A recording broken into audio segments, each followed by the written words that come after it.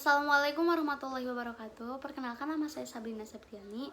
Saya dari kelas 2G Fakultas Agama Islam, Prodi Agama Islam, Universitas Singapura Bangsa Karawang dengan nomor NPM 2310631110234. Di sini saya akan sedikit menceritakan definisi asbabun nuzul dan adapun contoh-contoh beberapa ayat yang termasuk dengan asbabun nuzul. Ungkapan asbabun nuzul itu termasuk idopah. Idopah itu adalah gabungan satu kata dengan satu kata yang lainnya.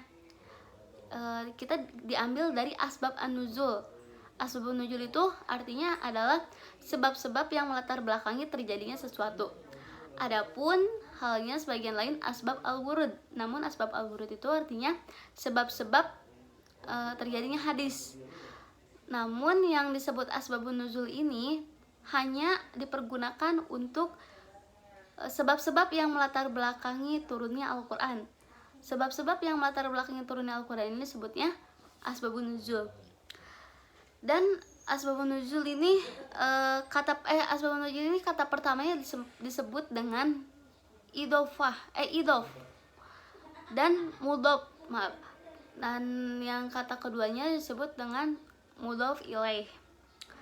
Adapun di sini pun ada beberapa para pendapat pengertian asbabun nuzul. Beberapa para pendapat, salah satunya itu ada pendapat menurut Subi Soleh, Mana Al-Katan, dan yang lainnya. Menurut Subi Soleh itu sesuatu yang menjadi sebab turunnya satu atau beberapa ayat Al-Quran yang terkadang menyiratkan suatu peristiwa sebagai respon atau penjelas terhadap hukum-hukum ketika peristiwa itu terjadi. Dan di sini pun ada macam-macam peristiwa yang ketika melatar belakangi turunnya asbabun nuzul. Ya, salah satu itu adalah konflik sosial. Ya, di sini ada konflik sosial, termasuknya itu ada ketegangan yang terjadi saat antara suku Aus dan Khazraj. Di sini termasuklah konflik sosial, dan ada pada Quran surat Ali Imran ayat 103. Dan adapun kesalahan besar itu isinya seorang sahabat yang mengimami ketika sedang mabuk. Itu turun dalam surat An-Nisa ayat 43. Dan berbicara soal asbabun nuzul, apakah seluruh ayat yang ada pada dalam Al-Qur'an itu termasuk asbabun nuzul?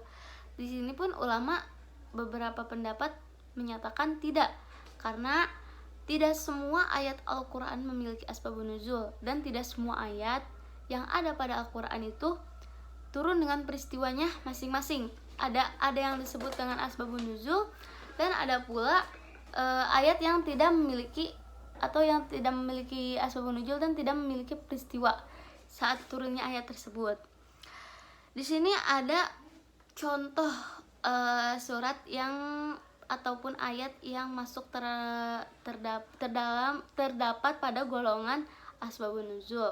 Salah satunya itu ada Quran surat Al-Ikhlas, mungkin dari ayat 1 sampai 4 yang berbunyi A'udzubillahi minasyaitonirrajim. Bismillahirrahmanirrahim. Qul huwallahu ahad, Allahus samad, lam yalid wa lam yulad wa lam yakul lahu kufuwan ahad. Shadaqallahul adzim.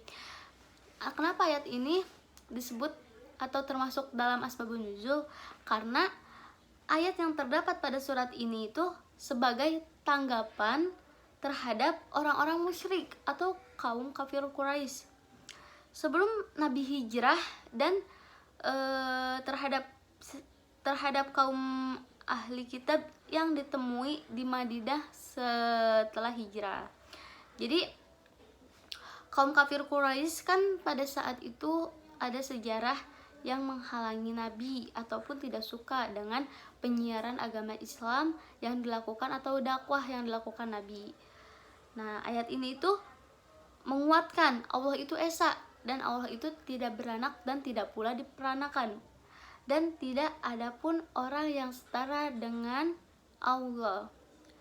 Latar belakang surat ini itu untuk menjawab peristiwa di Madinah dan di Mekah.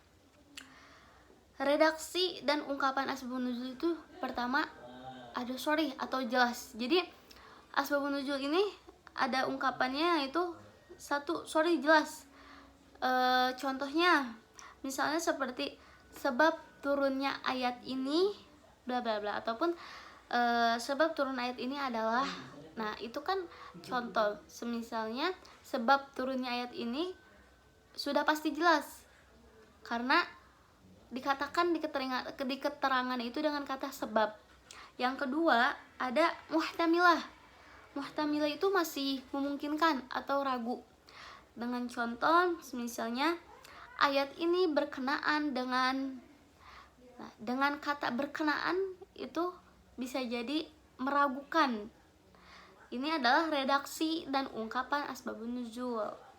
Hikmah, yang terakhir itu ada hikmah. Hikmah mempelajari asbabun nuzul ada beberapa diantaranya, yaitu satu, dapat mengetahui syariat yang diturunkan melalui sebab turunnya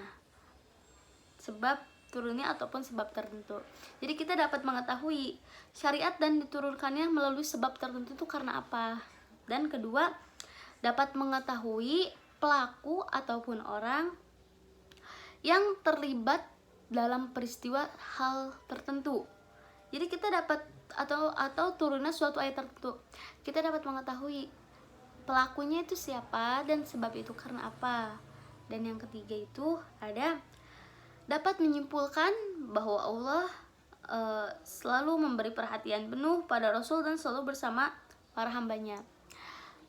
Hikmah kita mempelajari asbabun nuzul itu bahwasannya Rasul itu selalu perhatian penuh dengan, Allah itu selalu perhatian penuh dengan Rasul dan pada hambanya, karena Allah itu selalu memberi nikmat kepada Rasul dan para hambanya. Dan yang terakhir ada dapat menentukan apakah ayat tersebut mengandung peran khusus, pesan khusus, atau umum, dan bagaimana ayat itu masih diterapkan. Kita hikmah mempelajari asbabun nuzul itu jadi tahu karena bagaimana kita bisa menerapkan ayat tersebut dan mendapatkan pesan khusus atau umum. Sekian yang bisa saya jelaskan. Mohon maaf atas segala kekurangan. Wassalamualaikum warahmatullahi wabarakatuh.